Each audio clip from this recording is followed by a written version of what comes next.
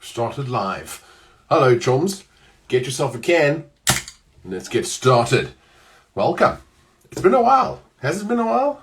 Has it been very long? No, it hasn't been very long. Surely not. Broderick, welcome. Everybody, welcome. Andrew. Steph, straight in there, hey? Chums, welcome to Offset.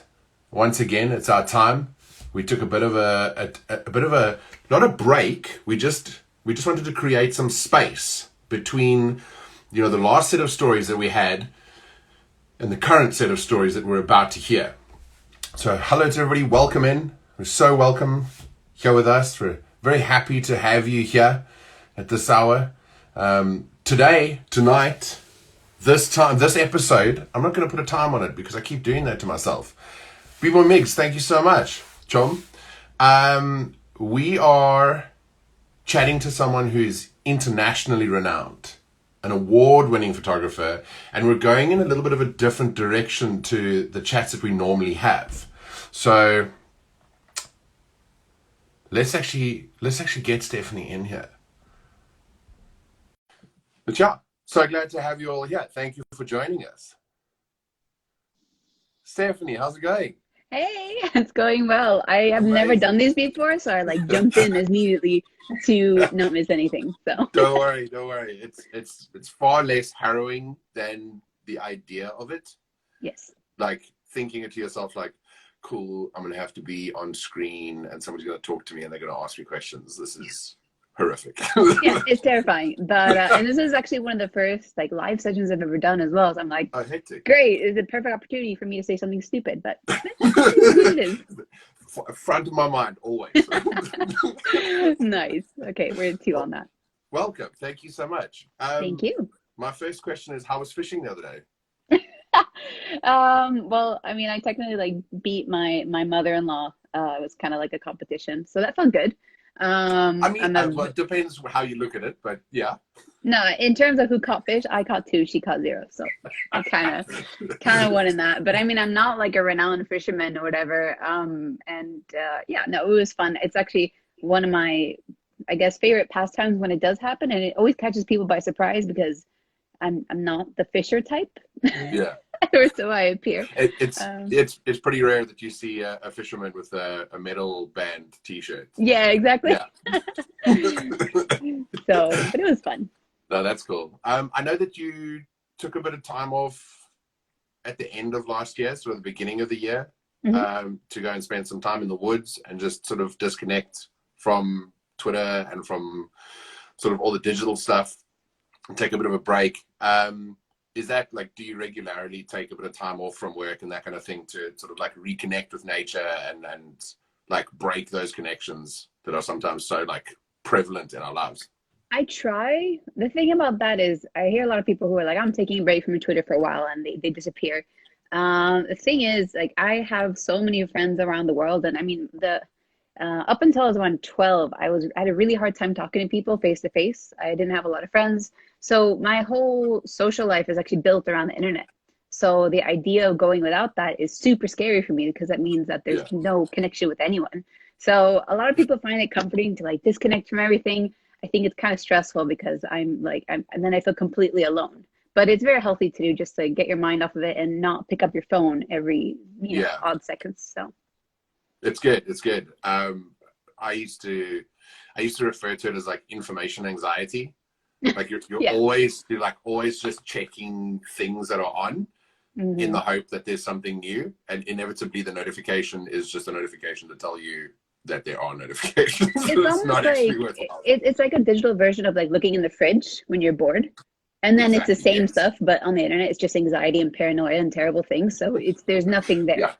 So it hasn't been fun. No, it hasn't. It has not. The internet's not known for being a lovely place either way, but this past year obviously has been difficult for a lot of people. Yeah.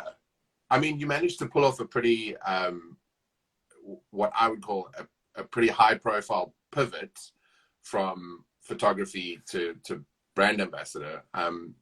Has it been at least okay for you since changing?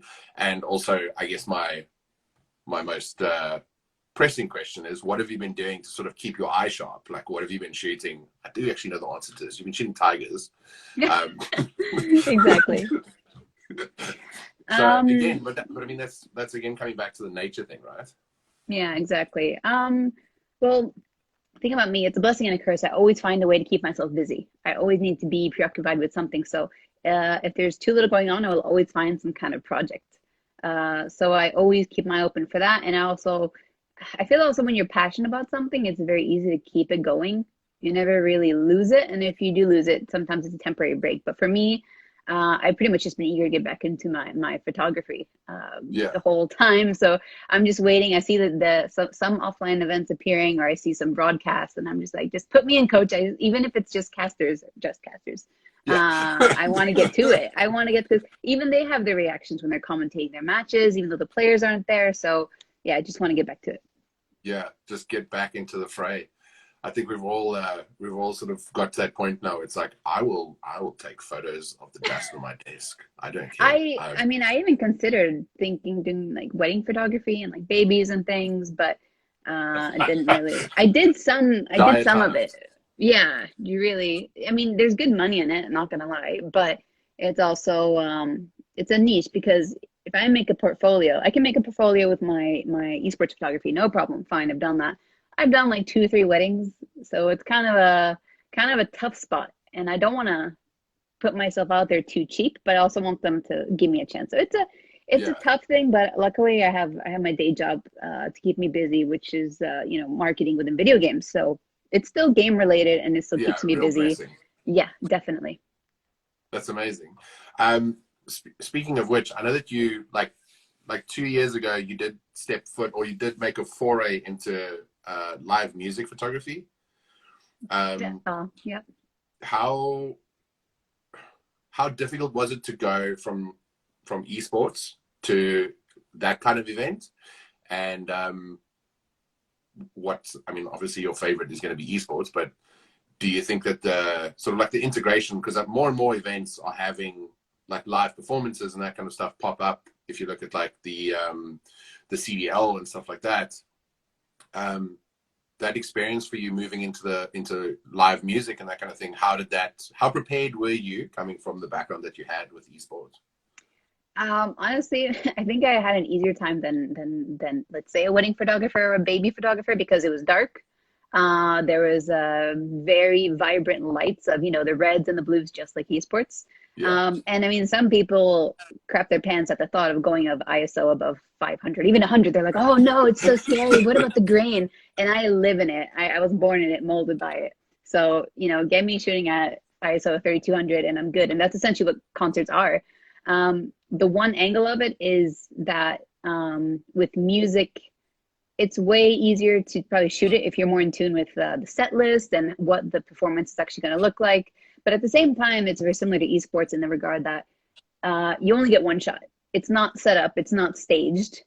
So if the singer's going to do something crazy, either you get it or you don't. And the same thing with pop-ups. You never know, or you have an idea which players are the ones that are going to lose their minds. But nothing is staged. And that's what I really love about it, is just you go with the moment. And then you even have to accept when you miss it. Sometimes I miss some great shots, and then, there's going to be another one. Yeah. I mean, it happens. It happens. It's those, one of my very close friends refers to it as like shooting the moments between breaths or between blinking.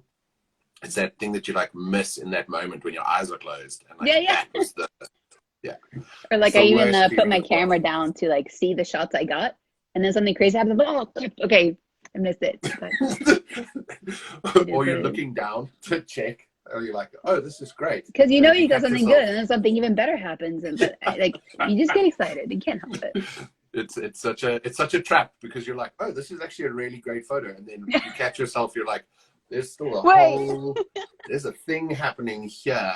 Wow. Yeah, but that's also the benefit of having events with multiple photographers, because you know that someone's going to get it. So, for example, during a lot of grand finals, if we're 2 or 3 photographers, someone's gonna get the shot that's going to work. I experienced that a lot with shooting Blast Pro Series in Copenhagen. We were 3 photographers, and during grand finals moment, it's in the Copenhagen Royal Arena. It's huge. And before grand finals, we were pretty much almost like military style. Okay, I'm gonna go over there 12 o'clock. You got 3 o'clock, and then we set ourselves up and bring the lenses that we need. So Amazing. So, well, I'm actually glad that you mentioned lenses, because I know somebody was asking about what's your favorite lens, but I think my question is going to be for what is your favorite lens to take out with you if you go out on a normal day? Yeah. And then what's your normal loadout for a gear bag when you go shoot something like an event? What do you normally put in that bag? So for day to day, I've been doing that a little bit more and more. I like to do 16-35 because I love just getting everything. I want the bigger picture. I want the details. I want the colors, everything just to work together. And I think the 16-35 fills that need. I went to a trip for Amsterdam with my best friend a few years ago. I brought a prime lens of 50 because I was like, okay, let's see what the hype is with all these prime lenses. And I hated it. I was like, I'm restricted to this format. Yep. And I mean, that's fine. I've fallen over my 85 millimeter. But for my loadout for events, so before I do events, I always do a checklist of everything I need because I'm human and I'm clumsy. So it's always a fisheye, 16-35, 24-70, 7200, and now my 85 millimeter. None of them higher than 2.8. Cool. Can't do a 4. Whenever I see stuff that's for sale and then it says 4, no, that's not gonna work. I was one of our previous episodes. We were actually speaking about this, about how the it's like back in the Tumblr days, like when MySpace crossed to Tumblr, and then everything went from like you were shooting it on like very shitty point and shoots to suddenly everybody got their like first f1.8, f2.8 lens, and then everything had depth of field, and you would get these like really strange portraits where like the tip of someone's nose is super blurry, but their eyes are in, and then from here back it's all blurry again. You're like, what is it about this? There's something about this picture. I don't understand what's going on. Yeah, exactly. I'd say Tumblr days as well was when I kind of started photography stuff too. So, I saw these aesthetic photos. I was like, oh, I want to take those. And then I remember there's some girls I went to high school with who had a fancy camera and they had a fisheye. I took all these cute selfies with the fisheye, and then when I tried to take a selfie with a fisheye, I looked like a freaking elephant. And then I was like, well, what the hell is up with that? But I've learned the charming lenses for sure when it comes to that. So like, team portraits, you're not going to use a wide lens. You're gonna yeah. I mean, unless it's unless it's exactly. Speaking of which, when you started, you weren't studying photography when you got your camera to sort of like get into taking photos. Yeah. How was do you think that in any way incapacitated you? I don't think I come from the school of I've been shooting forever, so I didn't study either. Yeah. But do you feel like sort of learning as you went gave you an edge, or is there something that you like regret about the way that you did things? I've always been a learning by doing type of person. I was always terrible in school, so going to school for photography, I mean, it would have had its perks in learning how to shoot different stuff. Like I haven't done a lot of food photography. I haven't done modeling, things like that. It probably would have given me an edge, but I think I'm glad I went with the path I did because it also showed that I found what I really loved and I kept doing that. And I even considered at one point a few years ago going to photography school because I was like, oh, well, see what I'm missing and polish up on those skills. And then I asked one of my friends, Mihal, should I do it? And he's like, no, it's going to kill your creativity. Don't you dare. Don't you dare do it. So thank you, Mihal, for that advice. Drain the color from your life. Yeah. Which again, that's actually what I've heard a lot of. So I had that feeling too, because then you are going to be in a class full of, Tumblr people, no disrespect to them. And they have a vision of what they want to shoot, but you can't really learn esports photography in school. Yeah, no, not at all. I mean, if you look at like when we were kids, when we were younger, for me at least, I'm originally from South Africa, so there's like esports photography is like now starting to kick off. There's like the 4 dudes that are running the scene in terms of like they shoot the teams, they shoot the events, they shoot all the promotional stuff, and it's becoming a direction you can pursue as a photographer. Like you can be like, oh, I shoot, like my discipline is esports. Yeah. But if you look way back in the day, like, at least coming from South Africa, we never saw that kind of thing. So it's still very new to us and like very like wide-eyed and bright-eyed and bushy-tailed about it. Yeah. Did you go to a lot of events before you started taking photos of events and then decide like, I'm predisposed to enjoying this kind of stuff. I think I'm going to start flexing here. So I knew for a fact that my first event was DreamHack, and I always knew I wanted to go to DreamHack because it was computer games, it was lasers, it was like hardstyle music. It was this whole like raver nerd stuff, which I'm ashamed to admit I was like, that was my thing in high school. So I always knew I wanted to go to 2014 DreamHack. was red. Exactly. So when I had the chance to volunteer, I went with a social team. And then that's where I got the sense of, okay, I want to keep doing this because working within social, if you want to do good social media, you need good content. And then I saw all these awesome photographers I was working with at the time taking cool photos, and I wanted to do the same. So I started mimicking what they were doing. And then after a while, found my way into the fighting game community. So it definitely started with DreamHack, and it was just straight into the deep end, more or less, of wanting to do this. Because previously I'd been to music festivals, etc., but never really like a LAN party or an esports thing. Awesome. Yeah, like music photography, like my friends always joke with me that I'm the one person that will get into a fight with security. It'll always be, and like I have swing tags. I've got a couple. Yeah. Trust me to get into, like, if there's one they'll pick me up. They'll just be like, why are you here? Like, what do you, I'm like, dude, look, I have a bag on my back. I'm carrying the camera in my hands. What do you mean?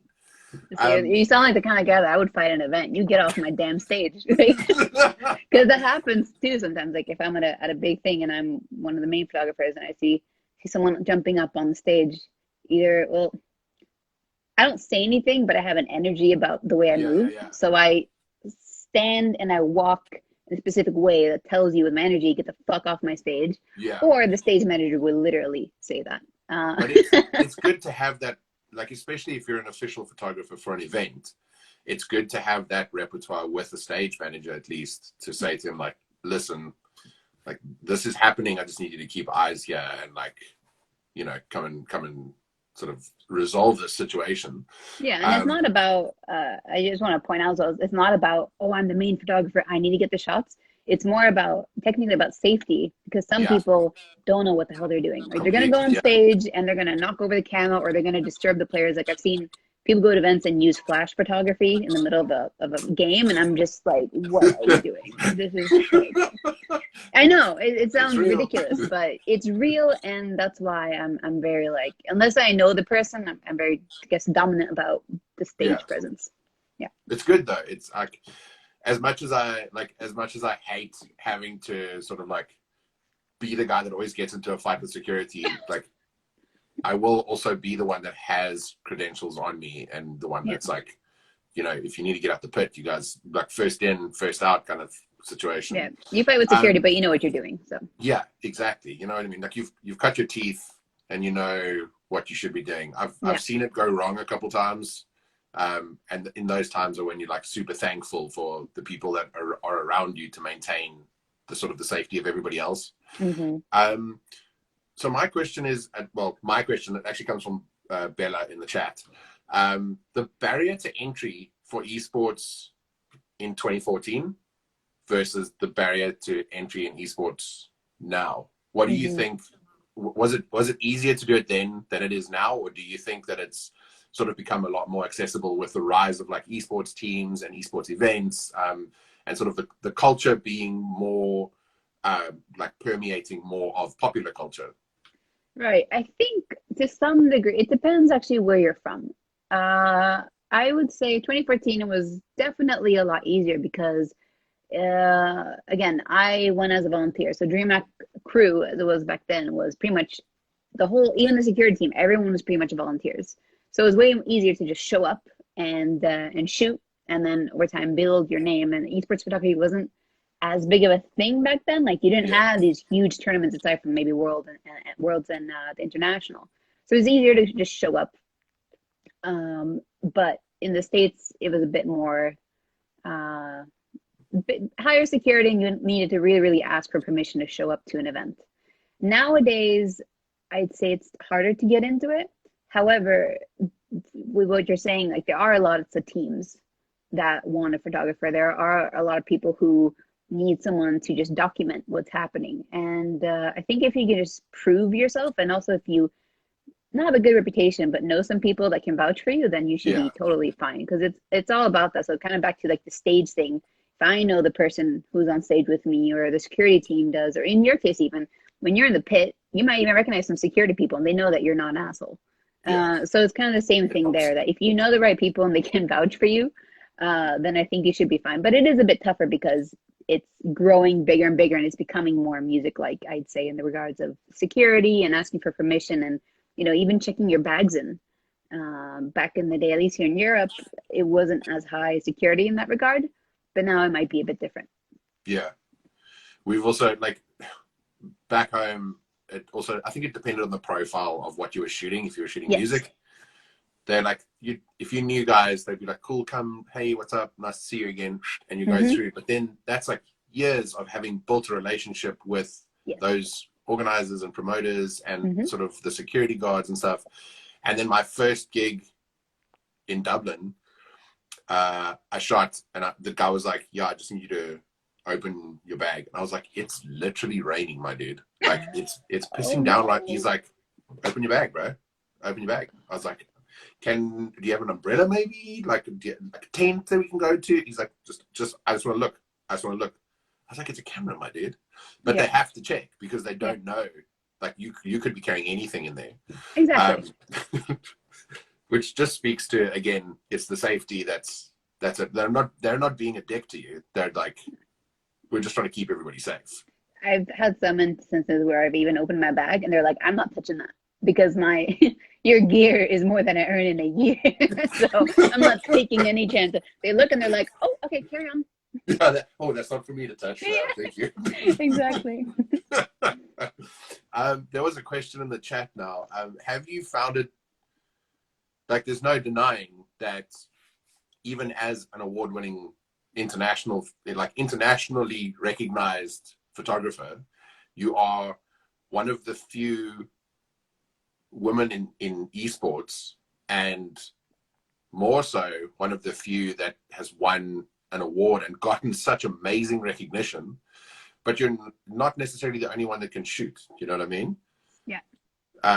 Has it been difficult navigating that path? Have you found a lot of sort of again, barriers to entry because people didn't see you as an equal, as a peer? I don't think so. It's, I guess, common to be like, immediately assume that a woman in esports versus male dominated, that it's like scary, like that I might have like some horror stories, but honestly, no. I have nearly all the esports photographers I've met have been amazing people. They're still personal friends. And none of them have been jerks, honestly. Awesome. Like, we all help each other out, and it's been like a really nice community. I don't think I've gotten crap for anyone. I know some random dude once on Twitter, a non-photographer, said that I got nominated for my award just because I'm a woman. And I was like, all right, dude, whatever you say. Catch me at an event because you won't even leave your house.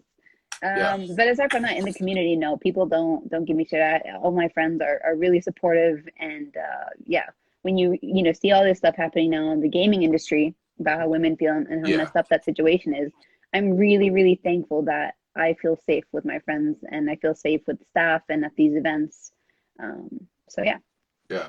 Again, speaking to just like those relationships that you have with people, if you keep going to the same events and you start building up those relationships, it not only makes it easier to sort of get back in and be able to shoot, it also creates it's a community. You start creating a little community around you, and that's the. And like, I've had some instances where it's been like a creepy person following me, for example, or when we were shooting an event in Thailand, some person got my number and wouldn't stop calling me. It was really weird. And I just passed my phone around to all my male friends, and they just yelled at them. It was really funny. But in those scenarios, I know who's got my back, and it's mostly Yeah, the people in my surroundings. So it feels great. I'm really fortunate to be able to say that actually, which is a shame, but yeah, there's good people out there. Don't worry. yeah, there are good people out there. Don't worry, chums. My Exactly. other question for you then, also, I guess, relates to moving through esports. Is a lot of people. So I guess I'm just sorry. I'm stumped by this guy that just didn't see the photos and then said that that's why you won the award. Like my brain's just clocked off now. Yeah, I wasn't even offended. I was just like, wow. All right. Imagine not using your eyes for the Imagine, photos. or your brain for that matter. Why are you? Yeah. um, what? So I think a lot of the misconception is that your role as a photographer at an esport event is just to shoot crowds and big scenes with lights, which is you're amazing at shooting wide scenes with lights and capturing that energy and all of that commotion that happens. Um, Apart from shooting, let's call them Bella's gonna give me hassle because I didn't remember the word. Venue shots, that's it. Ha! Got you. Venue shots. Apart from shooting venue shots and establishing shots, what are the other things that fall under sort of your responsibility when it comes to shooting an event like that? I know that you said you take the 85 with, so are you also shooting portraits for athletes and for players? And does it extend? It extends further, surely, than just shooting the event and covering the event. It depends on the client. So obviously, when I've shot officially for Red Bull, there's a shot list. And for example, when I was at Red Bull Kumite 2019 in Japan, they wanted portraits of the players for future articles and things like that. But normally, there I think for Red Bull and then for some CS:GO events, there's been like a shot list. But aside from that, what feels nice is that people generally know that if they hire me, they're going to get the wide shots. They're going to get the crowd shots. They're going to get the reactions and the pop-ups. And if anyone needs anything special, they know to ask for it. And I think Yeah, also people get a sense of how I shoot so that they know, okay, if they want what I normally do, they will let me know. If there's anything special, like I don't do a lot of portraits, then they'll let me know and I can definitely accommodate. yeah, awesome. Okay, cool. It's nice. Yeah, I think it's a nice thing to, when you come into a scene or like when you're part of a scene that you like grew with the scene. Mm-hmm. It's nice to have sort of a set expectation for yourself, Yeah. and that people sort of like, oh, we're hiring you to shoot this thing, and you're like, cool, okay, I know it's going to be maybe 100 photos. If it's super busy, I'm going to choose to shoot like 10 venue shots, 10 establishing shots, 10 podium shots, and then break it up like that. How important is it for you to, before an event, just to chat to a client and be like, yo, listen, let's just chat about what you think you're going to get out of this? When it's a new client or if it's something I haven't shot a lot of, then definitely important because I want to manage expectations. But with FGC events, it's very much show up, they know what I'm going to do. And then I'd say it's up to the photography team then to get what we want. So usually with a lot of FGC events, I worked with Thomas Tishio a bunch, who's kind of led the photography team, and then he'll let you know what he needs because he's managing the social, etc. Yeah, And that way the whole team agrees on things. And we also make sure to cover all areas because, okay, top eight's finishing over there and this just started and we just spread ourselves out. So, yeah, the sprint. yeah, exactly. The sprint, the Event teamwork sprint, yeah. sprint. Exactly. So we do have some more questions for you. Hmm. One of them is, how do you get around the limitation of framing in esports due to the stage? Which is an amazing question because as a live event photographer, my favorite is when the stage is this high. Um, do you have any tips for the best way to get around a really big stage, or yeah, capturing a big stage as in wide and capturing a Hmm. big stage as in quite high? I'd say depending on what the shot you want, your focus should be what is the best angle you can get for the subject. So, for example, if you're photographing two players, you know that player A is going to be calm if he wins, player B is going to lose his mind, then you want to get that angle for sure and do everything you can to get that. And also, I think it's important to think outside the box because sometimes, well, it's never up to us how the stage looks, right? Yeah. So you kind of have to work If with it. only. If only we manage the stage height and the lighting, right? But then it's up to you to kind of find those special angles. Because here's the thing, when I've done a lot of DreamHack Open CS:GO stuff, and then there's a trophy shot. The middle shot, right when they lift the trophy, is actually not the best angle. That angle sucks. You'd think that's the most advantageous because you're right in the Yeah. middle. That's usually how it works. It sucks. So being in the corner, crouched down behind the steady cam, and then getting like a wide angle from the bottom is actually pretty sick. So you can get really creative depending on what you are after and what the environment allows. But don't be afraid to be creative for sure. Yeah. And I think that also speaks to your experience shooting events, knowing that like this angle is actually going to be pretty shitty. This is going to be the fisheye MySpace shot. Like this is not what we're looking for. And I think for new photographers, it doesn't matter what the discipline is. Mm-hmm. The answer is always keep shooting. Like, Yeah. the best thing you can do is never put your camera down. Mm-hmm. Just keep shooting all the time. Yeah. You don't have to keep all those photos, and you don't have to edit all those photos and use them all, but you're practicing your craft and you're getting better. It's the same thing with woodwork, for instance.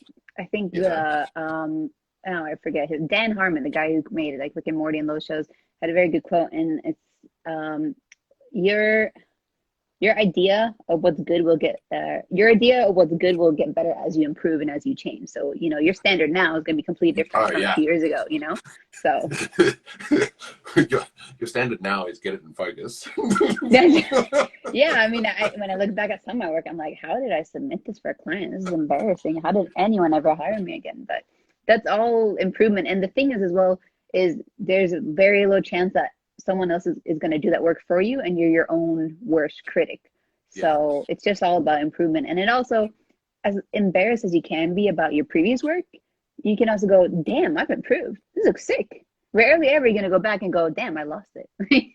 Yeah. It's always improving if you just keep working on it. That's it. That's where that growth comes from. Yeah. Mm-hmm. Even if you are, I mean, it's difficult to say to someone like, don't be so hard on yourself. But I feel like your first couple of years growth are probably the most aggressive because of that like need to like better yourself, and you keep looking at your peers and you keep looking at your heroes, and you're like, I want to make those images. I want them to look like that. It's like that kind of thing. And it's all about, like, in that regard, it's just like you said, keep shooting and just showing up. Because when I started doing this photography, I was comparing myself to a lot of the photographers in the States, and they had like way bigger budgets and way nicer stages and way better circumstances. So then when I get this like bunker in the middle of France with little to no lighting, it looks nowhere near as cool. But that's fine, because it's all about, again, showing up and going, okay, what can I do with this? Yeah.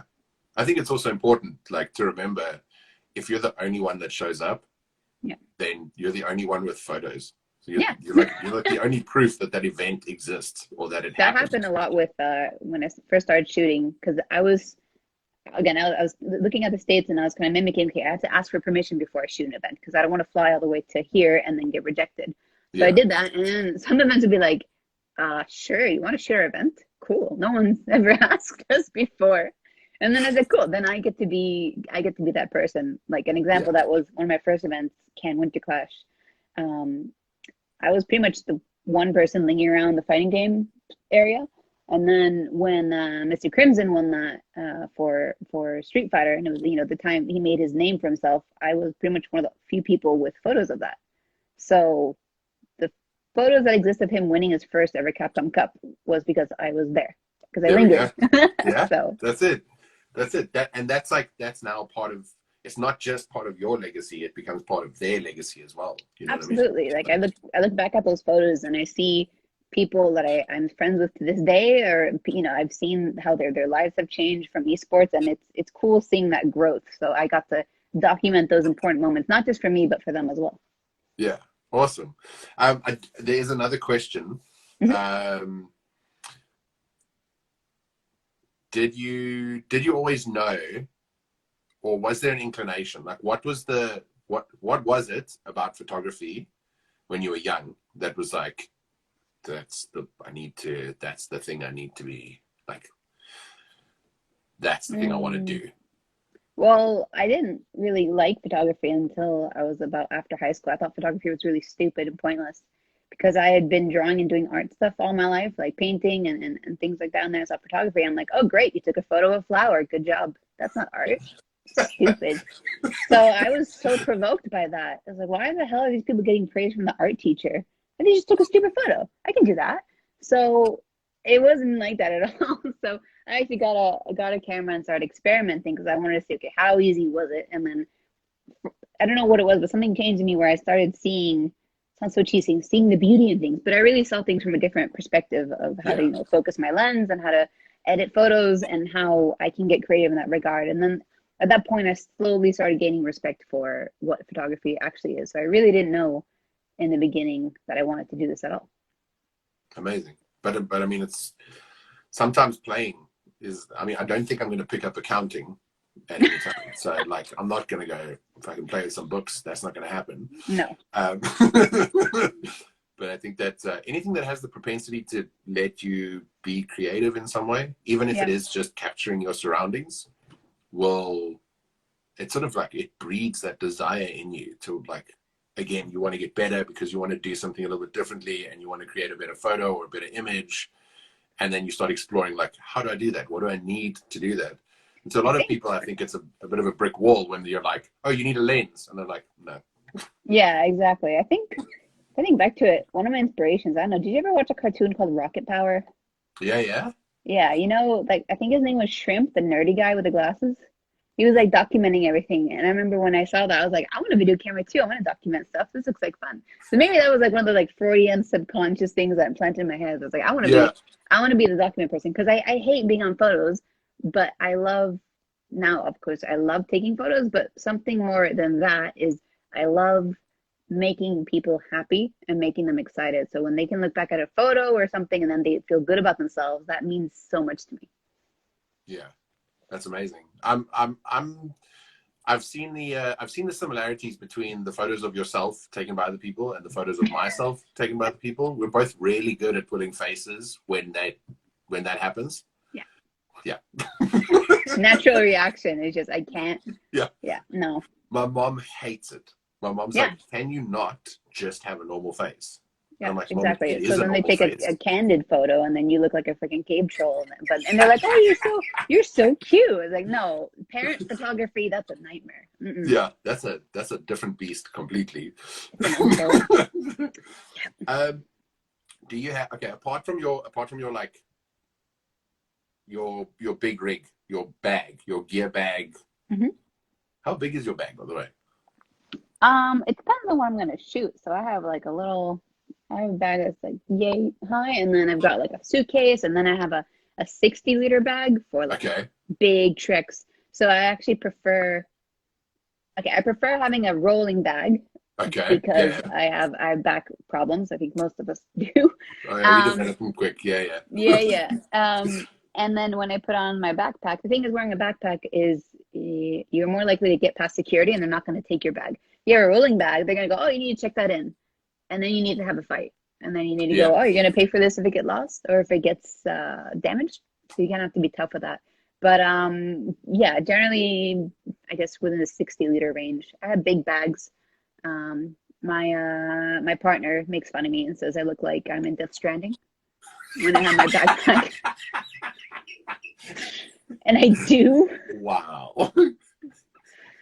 Yeah, Yeah. I'm also like I'm a huge fan of having a bag that has not so much straps. I don't like the idea of Oh, I straps. hate straps. It freaks me out. Yeah. It makes me feel like I'm gonna hook on everything. Like if I walk past the fence, I'll be that little bit more cognizant of walking. I'll just be like, let's Yeah. just go this way. When you're walking down the aisle of the airplane, you feel the yeah. And you can feel your straps tapping on stuff. No. The worst. I, Yeah. I do like a bag that has a lot of space though, and a lot of Yes. compartments to put stuff. Mm-hmm. I I compartmentalize to the extent that like you put little bags inside the big bag. Mm-hmm. So I'll have like cables and batteries and memory cards and everything in like one pouch, and Yeah. then put that into a sleeve, and then like all the accessories and extras and stuff like that. Stuff that can like rattle around and stuff that can fall out over the floor if you open that bag wrong, all goes into its own bag and then into the big bag for You're me. smart. You're very smart. I don't. dude, I should get on that. The first time, or one of the horror stories that happened to me was my first Evo. I was packing up my stuff to leave, and then I like zipped the bag in the wrong way, and I flung my backpack, and then my 7200 fell out and just. And as it crashed, I just like started. It was almost like a baby, like you know, the lip starts to quiver, and then the tears come, and I was just like, "Oh my God, what have I done? This is so expensive." But thank God, I had a what's it called? Not a thick, not a filter. Maybe it was a filter. I had an outer lens on the. I Yeah. forget the word for it. Yeah, and that's what broke, not the actual lens itself. So since then, oh yeah, it was a UV filter. Yeah, So yeah, since yeah. then, I have it for that lens because my dumbass is definitely gonna drop it again. I'm very, very clumsy. Very clumsy. That was my MO for the longest time. People were like, why are you using UV filters for club photography, dude? I was like, Tom, listen, if I drop my camera, it's like one layer of protection between me and having to buy Yes, another lens. exactly. Like, So, because I've also had it happen that I zipped my bag wrong, mm, and the whole bag, I was zipping it, but like in zipping it, managed to pick the bag up and turn it over. yeah. And so everything fell out of the bag, and everything sort of fell straight down, and the bag caught it, except for my fisheye. And my fisheye just like, it was like a movie shot. The fisheye just flung out across the floor into the club, and you just heard boom, boom, boom.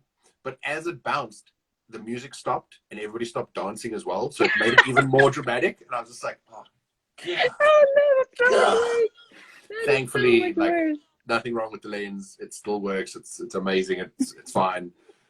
It's a great thing to have. Oh man. But my sorry, this was a very long segue to get to what I wanted to No, talk it's about. not. Thank Do you for you have like sharing. you have like a lucky hoodie or something like that you always go shoot in? Well, definitely. Personal preference, I obviously wear a lot of black, but also event preference, you should wear black. You are not there Yes. to stand out. You are there to blend in. You start walking around in your like white Adidas tracksuit, you get out. Just get out. Yeah. But I do. So again, my partner and a lot of people make fun of me because I have a lot of hoodies. I think I have around 60. X amount of them are black, and that's because yeah, at events you need to wear a black hoodie, and they vary in degrees of thickness. So I have like hoodies for super cold venues, hoodies Yeah. for Florida venues. So it all really depends. But I do have a favorite, and that is a thin hoodie that's not fleece. That's all black from H&M. That just it gets the job done. It's perfect height. Nice. It just works. So I do have my favorite black hoodies. As Awesome. ridiculous Okay. as that sounds. So there is So one. It exists. Just to yeah, whoever asked that, yeah, it exists. yeah. That also, I mean, that's the perk of having like a 60-liter bag. You can have like a wardrobe change in there as well if it's going to rain or something silly like that. Exactly. Yeah. Yeah. No, it's perfect. I love it. Yeah. I think the all black thing also, I used to, when I started shooting, I used to be like, cool, I've always worn shorts. It's just like big joke, big running joke. Hot, he's that dude that wears shorts. It's snowing. It doesn't matter. He's like wearing, it's always black, but it's shorts. And I used to say to one of my homies, he used to wear like jeans, and we'd go to festivals. And obviously in like South Africa, it's like 40 degrees is not uncommon. And I'd be like, Liam, how are you wearing all black, dude? And he's like super cynical. He's like, sometimes he just really like doesn't take a joke. And he was just like, you just put it on, dude. Just put it on. This is legit. Wow, I dude, mean, thanks. That's I grew up in South Florida, and I was obviously a golf kid at the time, always been. And I was a kid, it's, 40 degrees. I'd wear my long black pants with the chains, and I wear my band t-shirt, and I wear my hoodie, and I walk around my red Walkman CD player, and it'd be so hot that I would refuse to wear anything less, because why would you? That's not cool. Yeah. That's not what I want to, that's not my aesthetic.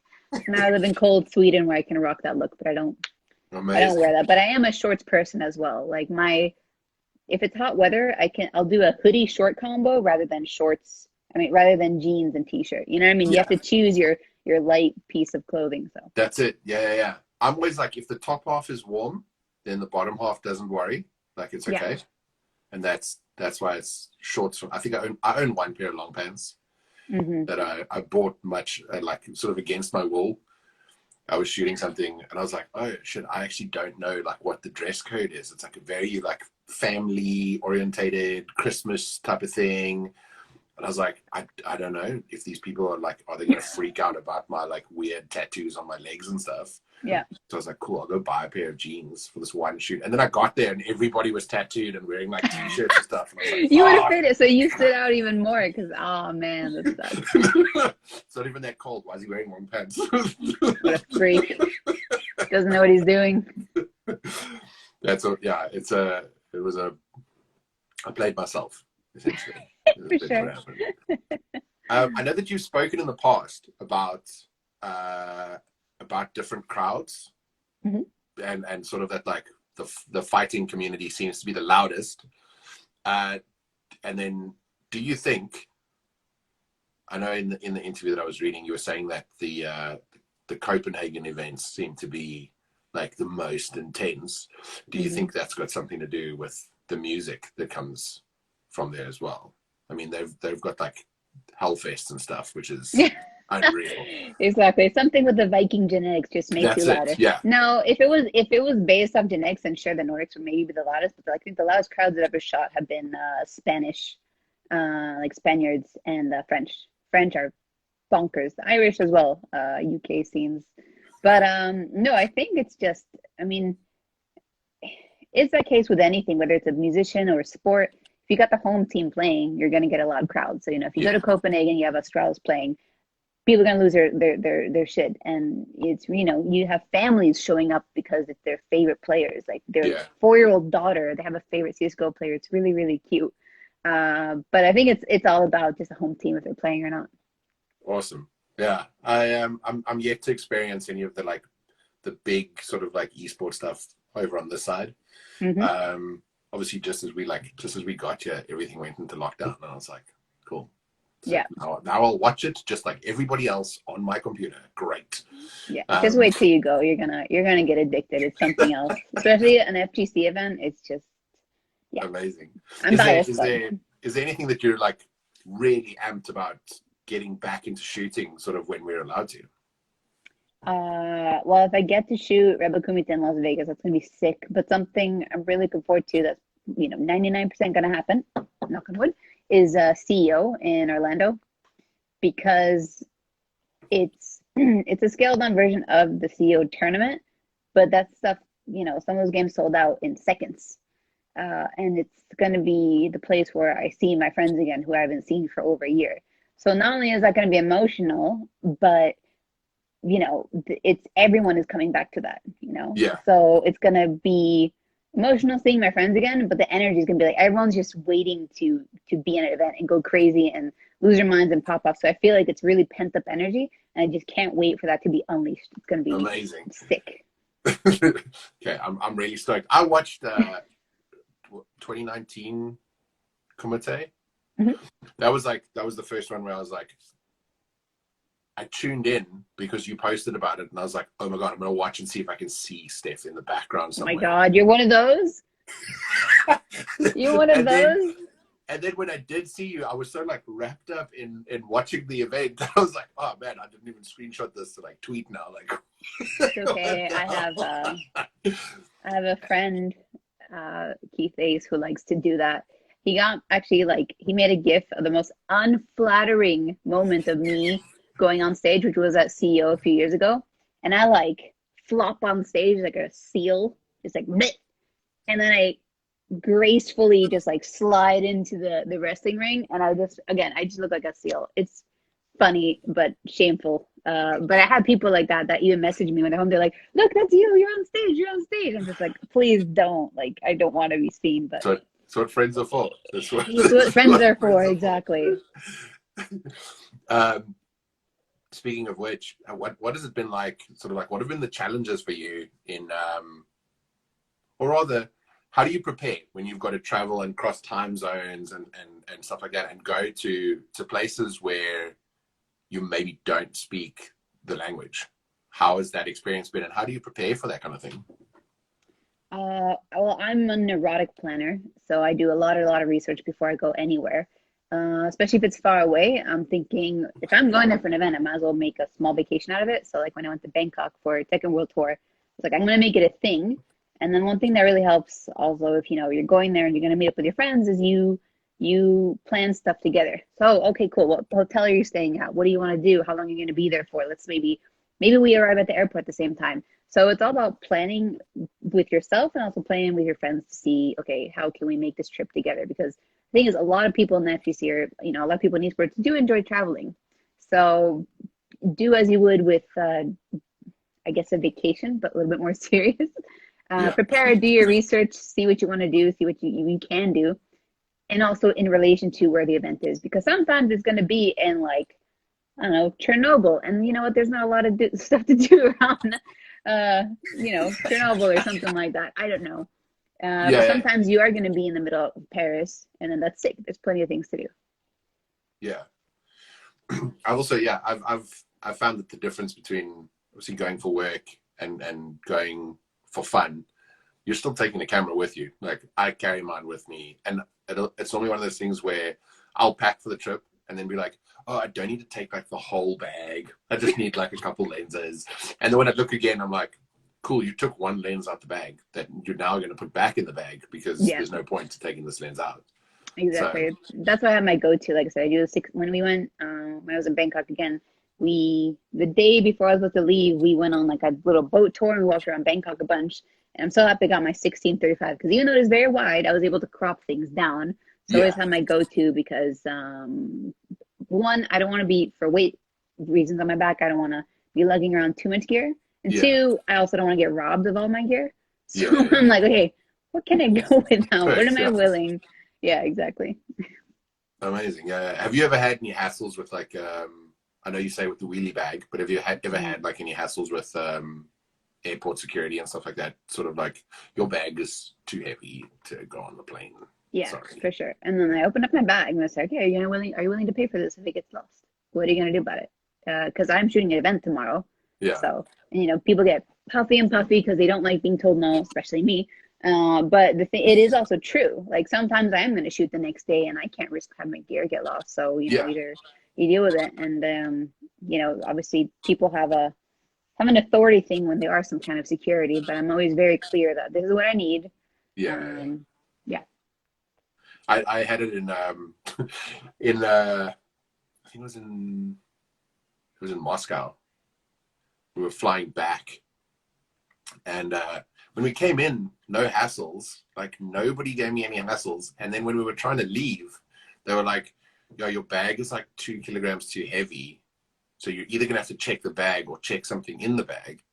And I was like, I know exactly that. And my 72 and like my 2470, it's 2 kilograms. I know that. So I took it out, and then I said, "Okay, weigh the bag." And then they weighed the bag, and then they're like, "Okay, that's fine." And I was like, we're still getting on the same plane. These It's two things are still going through the same door.